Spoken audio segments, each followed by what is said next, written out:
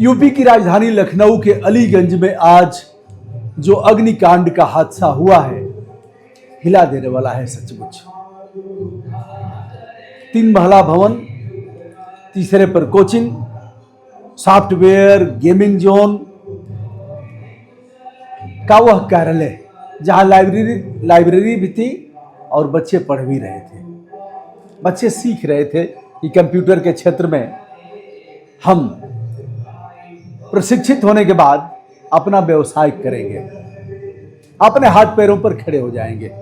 दूसरे या तीसरे महले पर धुआं उठता है, आग की लपटें निकलने लगती हैं। फायर ब्रिगेड को फोन किया जाता है। 112 पर कई बार आपने देखा है, अभी बात छन करके नहीं आई है, लेकिन हमने कई बार मौकाए वारदात 112 को मिला करके दिखाया है। कभी कभी तो हार मान गया हूं, प्रणाम कर लिया हूं 112 को।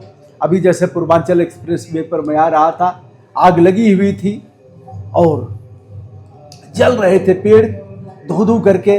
मैंने प्रयास किया मिलाने का, नहीं मिला तो अब क्या कर सकता हूं कि लहरी वाला प्रयास कुछ शीशम का तोड़ करके, यहाँ हमारा खून भी निकल गया, फट गया।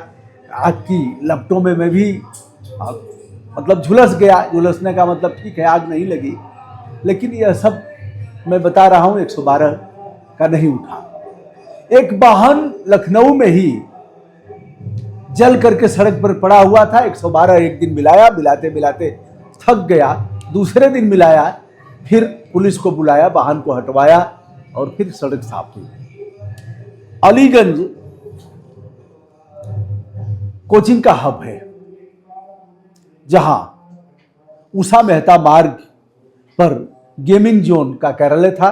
नीचे देखा जाए तो वहां कुछ ग्राउंड पर पालतू जीव जंतु थे जिन्हें बेचा जाता था, जिसमें कुत्ते रहे होंगे और फिर खरगोश इत्यादि कुछ पक्षियां जो भी पालतू हैं, वैध अवैध सब चलता रहा होगा।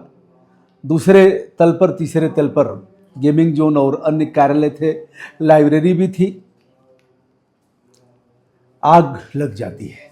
आग लगने के कारणों का अभी पता नहीं लग पाया है। अभी तो बस 15 लोगों की जानें गई हैं, 14-15 लोगों की, इतना ही बताया जा रहा है, जिसमें 3 महिलाएं भी हैं।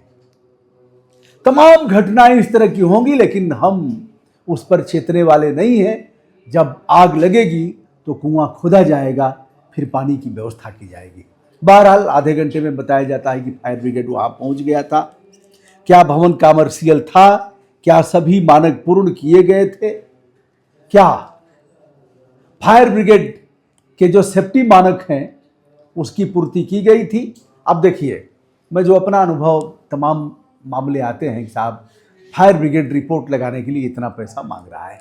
विद्यालयों से लेकर के तमाम व्यावसायिक प्रतिष्ठानों तक, मेडिकल के जो अस्पताल हैं उनसे लेकर के हर जगह जहां भी पब्लिक प्लेस है वहां फायर ब्रिगेड का सेफ्टी मानक, उसका मानक पूरा किया जाएगा। लेकिन खेल चालू है, उसे रोकेगा कौन? तमाम जगह लखनऊ सहित देश में हमने आग बुझवाया है। कई जगह पर, अन्य प्रदेशों में भी ऐसा हुआ है, तो सारे कार्यक्रम रोक करके हमने किया है। लेकिन जो मैंने बताया कि किस तरह से 112 पर फोन, हमको लग रहा है अगर एक दिन 112 के सामने ही खड़े होकर के मिलाया जाए तो भी 112 पर बात नहीं हो पाएगी। कभी कभी बाई लक हो जाता है, मिल जाएगा, लोग आ भी जाते हैं, उनका अभिनंदन। तो दोस्तों, अगर देखा जाए तो गेमिंग जोन, सॉफ्टवेयर ऑफिस, जहां बच्चों की लाइब्रेरी और ग्राउंड फ्लोर पर जो पालतू जानवरों का व्यवसायीकरण किया गया था, तो बच्चे एक दो कूद करके अपनी जान बचा लिए। शेष बच्चे बाथरूम में चले गए, लेकिन दम घुटने से जो बताया गया है उनकी मौत हुई है। डिप्टी सीएम ब्रजेश पाठक पहुंच करके रोए हैं, खूब आंसू बहा लीजिए, कोई असर तो है नहीं महाराज। और कोई मानक आप लोगों का करप्शन पर कोई अंकुश नहीं है, क्योंकि बिना पैसा लिए हुए आप फोन करके थक जाइए, कह दीजिए 1000 रुपया आप पर भारी पड़ेगा। आदित्यनाथ योगी का आज कार्यक्रम अलीगढ़ में था और इधर अलीगंज की घटना ने उन्हें हिला करके रख दिया।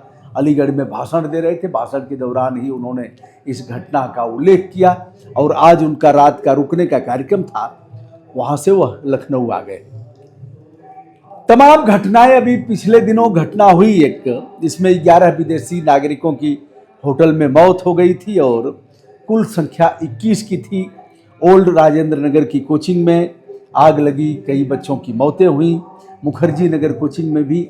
अभी हम विवेक सर को समझा रहे थे अपने वीडियो के माध्यम से कि विवेक बाबू, अच्छा हुआ कि प्रशासन ने तुम्हारी कोचिंग को बंद कर दिया, मानक की पूर्ति कर लो, तुम्हारे ऊपर हत्या का मुकदमा दर्ज होगा और बच नहीं पाओगे। अच्छा है कि सारे मानक की पूर्ति कर लो। ये अभी मैंने बताया, आपको याद होगा, हमने कहा विवेक बाबू अगर कोई घूस मांगता है तो जितने कोचिंग वाले हो रेल दो, एंटी करप्शन को बुला करके और रंगे हाथ पकड़वाते हुए जेल भिजवाओ।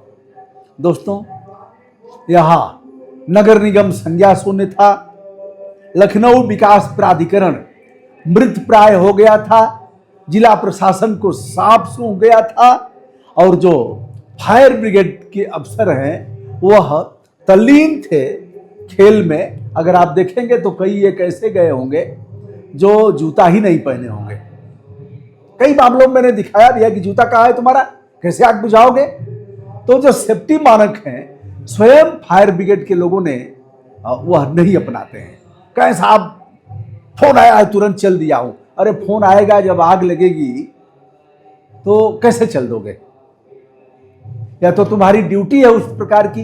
एक चीज और है कि फायर ब्रिगेड में भी उतने कर्मचारी नहीं है, उतने सिपाही नहीं है, उतने चालक नहीं है, उतनी गाड़ियां नहीं है। यह भी एक बड़ा मामला है। लेकिन उठाने पर कहेगा मखनचुआ कि इसके पहले कहाँ थे, 70 साल से क्या उखाड़ रहे थे।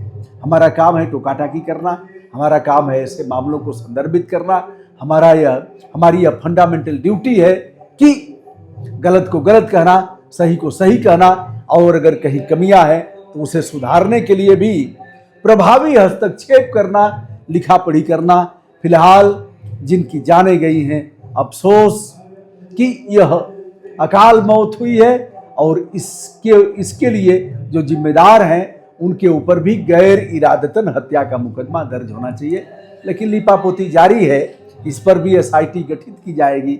धीरे धीरे अब नया मामला आया, अयोध्या का मामला पीछे छूट जाएगा। अब यह खबर उसका स्थान ले लेगी, तब तक कोई और मामला आएगा, फिर धीरे धीरे उस जांच पर पर्दा डाल दिया जाएगा, फिर कोई अगले मामले पर लोग व्यस्त हो जाएंगे दिन भर। यह रहा दोस्त, मैं मांग करता हूं कम से कम 50-50 लाख रुपए उन मृतक परिवारों को दिया जाए और जो लोग भी इसके लिए दोषी हैं उनके ऊपर गंभीर धाराओं में मुकदमा दर्ज करके जेल भी भेज दिया जाए।